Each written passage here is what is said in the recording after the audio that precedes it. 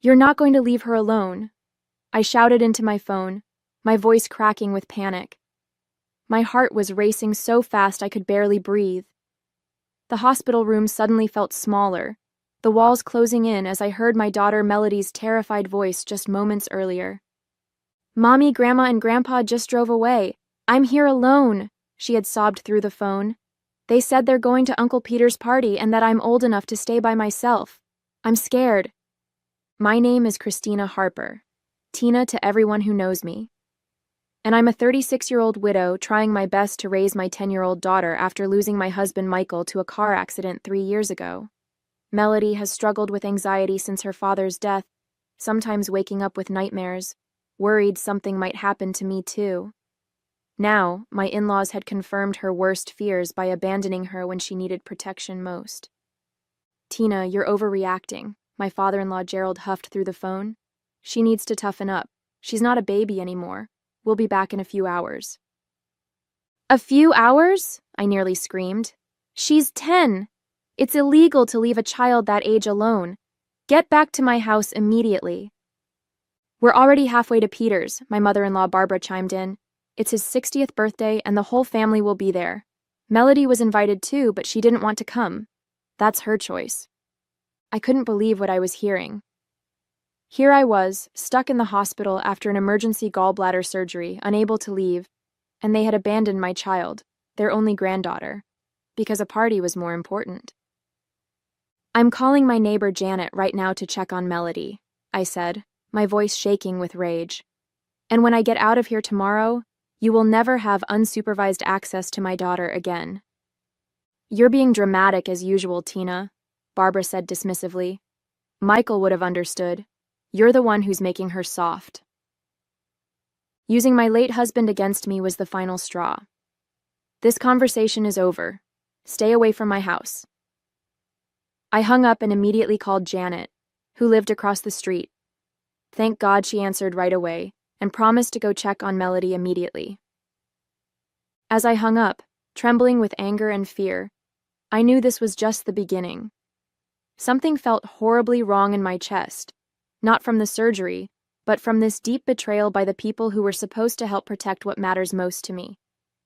Michael's parents had always undercut my parenting, but this crossed an unforgivable line. Growing up without consistent guidance, I promised myself I'd be different with my own family. Michael and I met in college. He was studying engineering while I pursued a degree in education. We had Melody when I was 26, and we were blissfully happy building our lives together. But Barbara and Gerald never quite approved of me. They thought their son had married beneath him, and they made subtle comments about how I kept house or parented Melody. Michael always defended me, acting as the buffer between us. But after he died, that thin shield disappeared.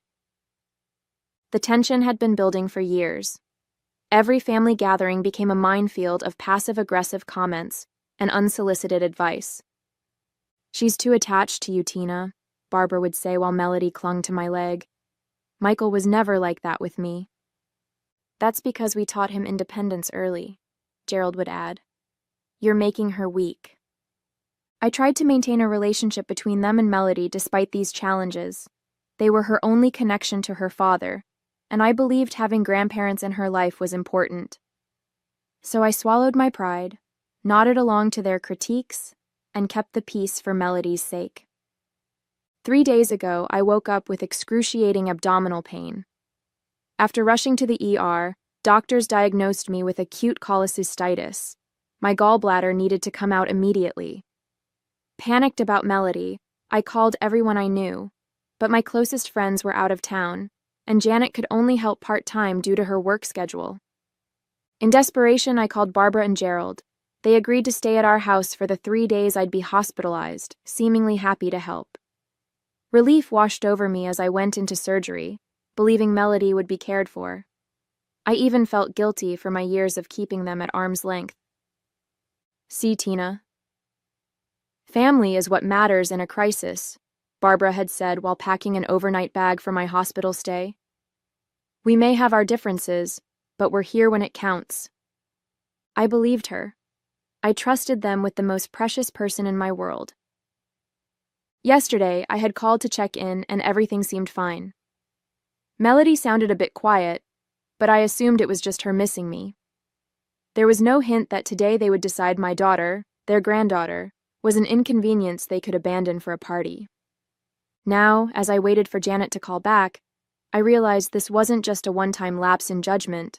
This was who they truly were, and I had been blind to the danger. Janet called back 10 minutes later.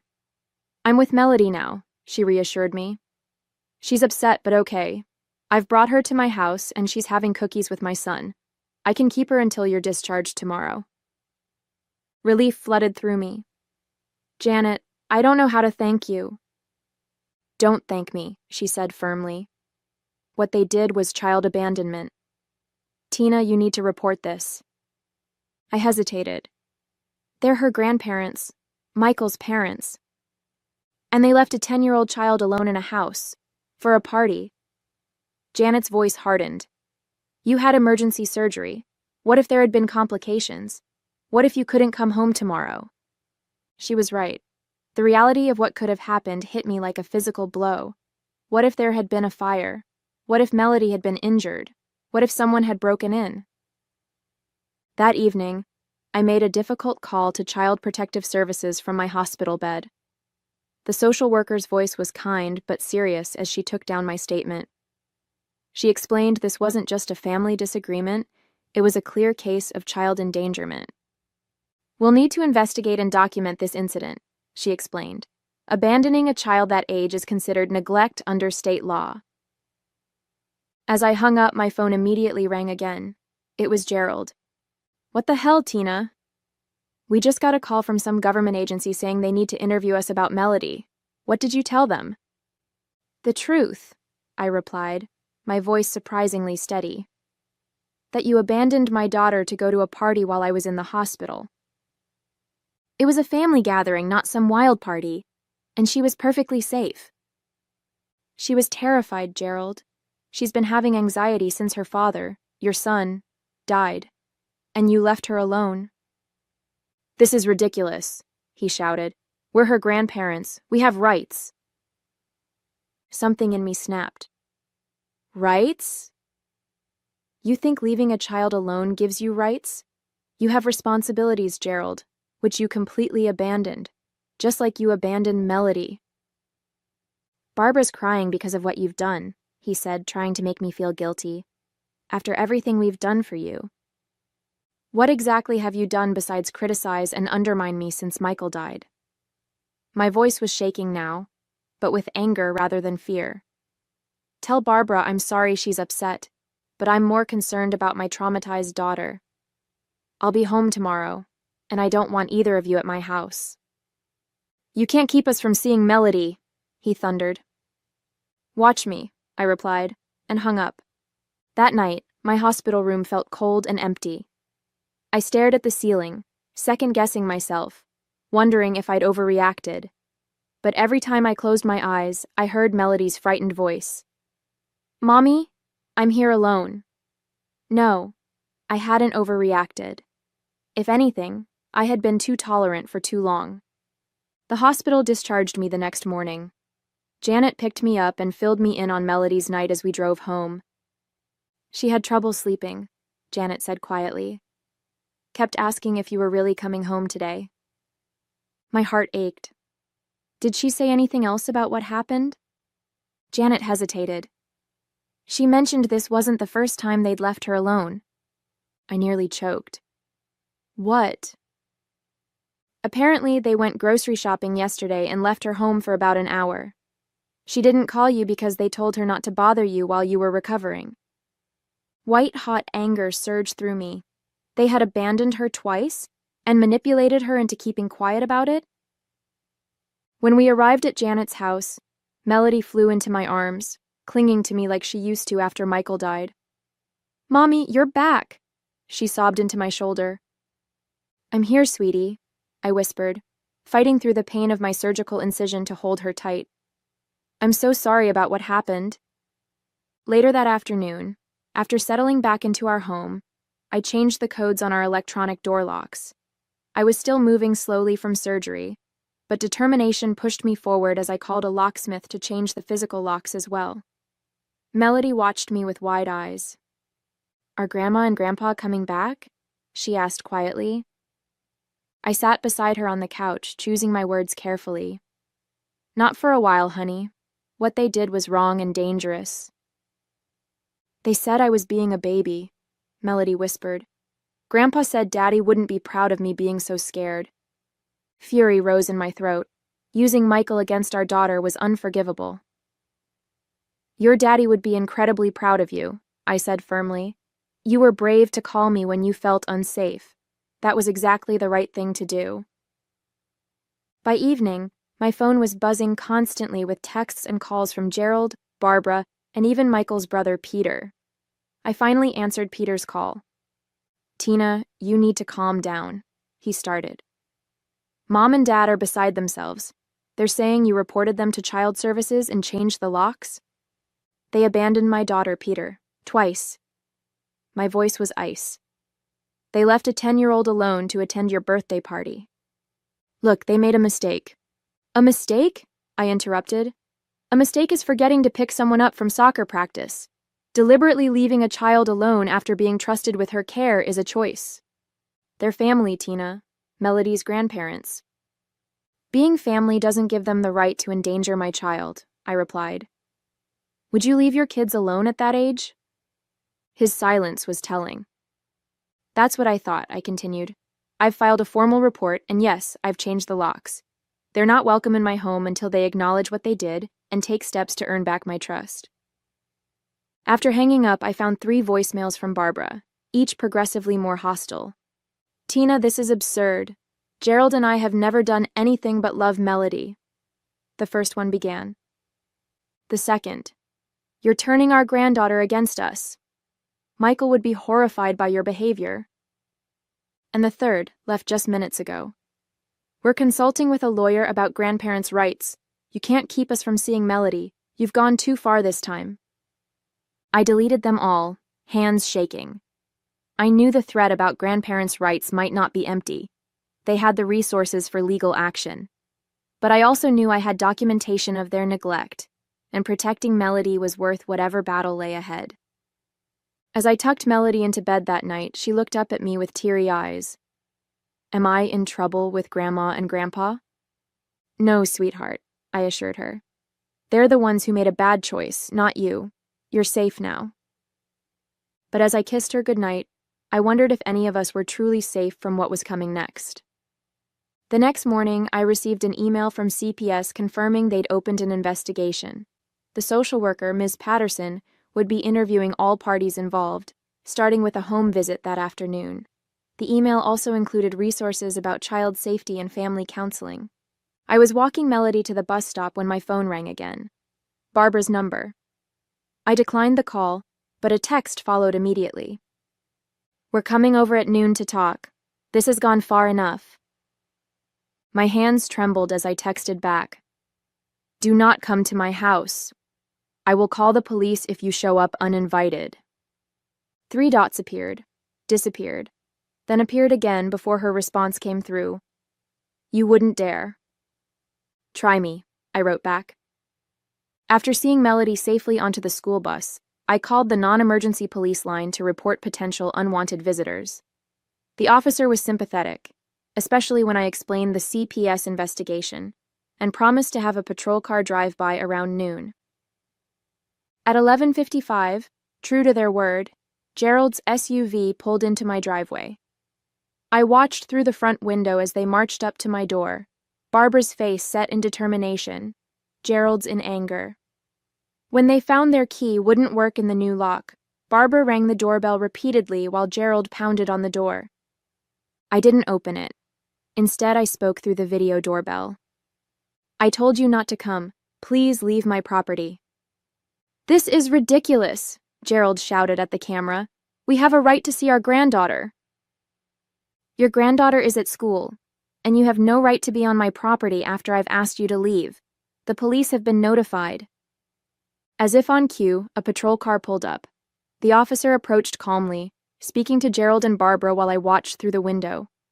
Gerald's face grew redder as he gestured wildly toward my house.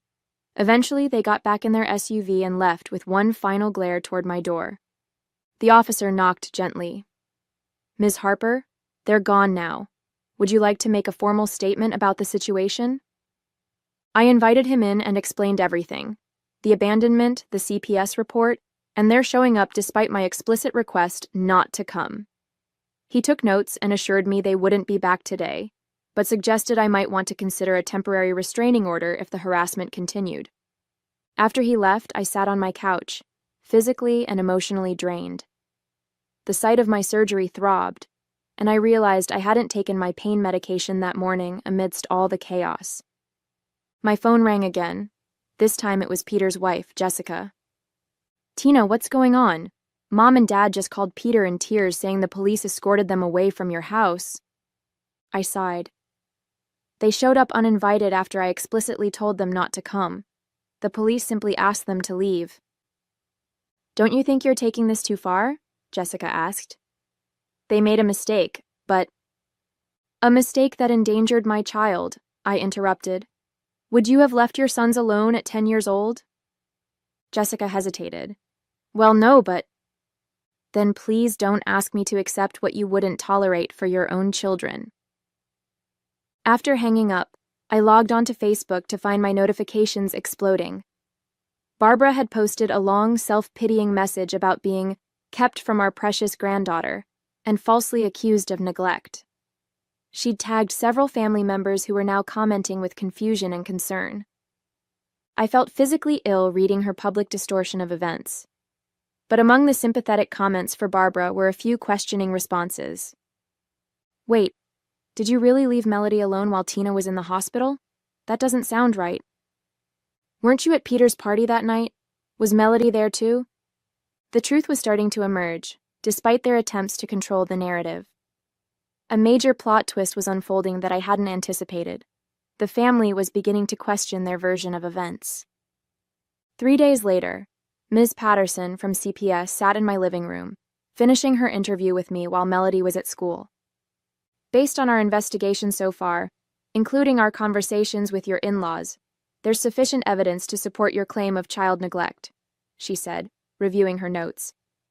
"Your daughter has confirmed being left alone on 2 occasions, and your in-laws have admitted to leaving her, though they insist it wasn't for long, and that she was perfectly safe." "What happens now?" I asked, relief mingling with anxiety. "We'll complete our report next week.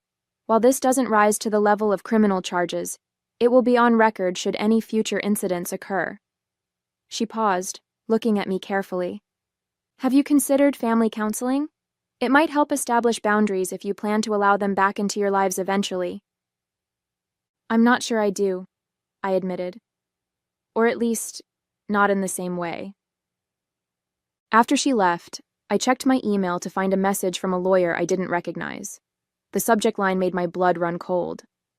"Representation for Gerald and Barbara Miller, grandparent visitation rights." My hands shook as I opened it. The letter was formally worded but clear. Gerald and Barbara had retained counsel to pursue legal visitation rights with Melody. It cited their close and meaningful relationship with their granddaughter and claimed I was alienating them without just cause. Without just cause? My surgical incision still hurt when I moved too quickly, a constant reminder of the moment my in-laws had chosen a party over my daughter's safety. I forwarded the email to my friend Elaine, who was an attorney, asking for her advice. She called me within minutes. "First, don't panic," she said. "Second, they're overplaying their hand. Grandparents' rights cases are notoriously difficult to win, especially with an active CPS finding of neglect. I'd be happy to represent you if it comes to that." "Thank you," I said, my voice breaking. "I just don't understand how they've twisted this around so completely. They're acting like they're the victims." "People who can't accept responsibility often flip the narrative," Elaine explained. "But the facts are on your side, Tina." That evening, as Melody and I were eating dinner, the doorbell rang. I checked the video feed to see Peter standing there alone, looking uncomfortable. I hesitated, then opened the door. "Can we talk?" he asked quietly. I let him in, keeping Melody in my sight in the dining room. I spoke with Jessica's sister, he began, sitting stiffly on the edge of my couch. She's a child psychologist. She said what Mom and Dad did was absolutely inappropriate and potentially traumatic for Melody. He ran a hand through his hair. I didn't want to believe they would do something so irresponsible. I didn't either, I said softly. That's why I trusted them with her care. Peter looked genuinely troubled. I had no idea Melody was alone when they came to my party. They told everyone you'd arranged alternative care, and that's why she wasn't with them. This new revelation stunned me. They lied to the entire family? I'm afraid so. He looked toward Melody, who was watching us cautiously from the dining room. May I speak with her? I'd like to apologize for not checking on her myself. I nodded, and Peter spent a few minutes talking gently with Melody, who gradually relaxed as they spoke. Before leaving, he turned to me again. I've told Mom and Dad to drop the legal threats. Jessica and I won't support them if they continue this way. His expression was grave. Michael wouldn't have stood for this, and neither should we. As I closed the door behind him, I felt a surprising lightness. The family alliance I'd feared was fracturing, not because of my actions, but because the truth was finally emerging. That night, I received a text from Barbara. We need to talk, without lawyers. It seemed the next phase of this conflict was about to begin, but for the first time, I felt like I wasn't fighting alone. 1 week later, I sat in my living room across from Gerald and Barbara. Elaine, my attorney friend, sat beside me, while their lawyer, a stern-looking man named Mr. Bradshaw, flanked them. Between us on the coffee table was a formal agreement that had taken days to negotiate. Barbara hadn't spoken directly to me since entering my home, her eyes red-rimmed but defiant. Gerald looked aged somehow, the confidence that had always characterized him notably diminished. Let's review the terms one final time, Elaine said professionally. The Millers acknowledge their lapse in judgment in leaving Melody unattended. They agree to complete 6 sessions of a grandparenting education program and 3 family therapy sessions before resuming unsupervised visits with Melody. Mr. Bradshaw nodded stiffly. And Ms. Harper agrees to dismiss the CPS complaint and permit supervised visitation in the interim, starting with 2 hours twice monthly at neutral locations. Those are the terms, I confirmed, looking directly at my in-laws. This isn't about punishment. It's about Melody's safety and ensuring nothing like this happens again. Gerald cleared his throat. We still think this has been blown out of proportion, but we'll sign.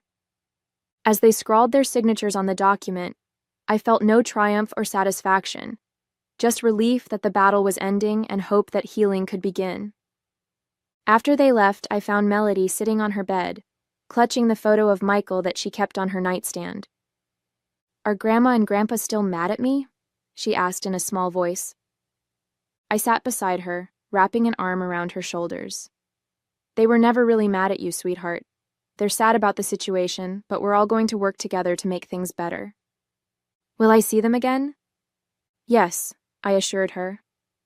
But things will be a little different for a while. We're setting up some new rules to make sure everyone feels safe and respected. 3 months later, I sat on a bench at the park, watching as Melody showed Gerald how to use the tablet she'd gotten for her birthday. Barbara sat nearby, actually listening as Melody explained a game she enjoyed. Peter and Jessica's sons played on the swings, occasionally calling for Melody to join them. The family therapy sessions had been difficult but necessary. Gerald and Barbara had initially been defensive, but the therapist skillfully guided us through conversations about boundaries, respect, and the trauma Michael's death had caused all of us. The grandparenting classes had made an even more profound impact. Barbara admitted during our last therapy session that they had been parenting Melody the way they'd raised their sons in the 1980s, expecting independence perhaps too early and emphasizing toughness over emotional support. We were wrong, she had said, the words clearly difficult for her. The world is different now. Children are different. And we need to be different too.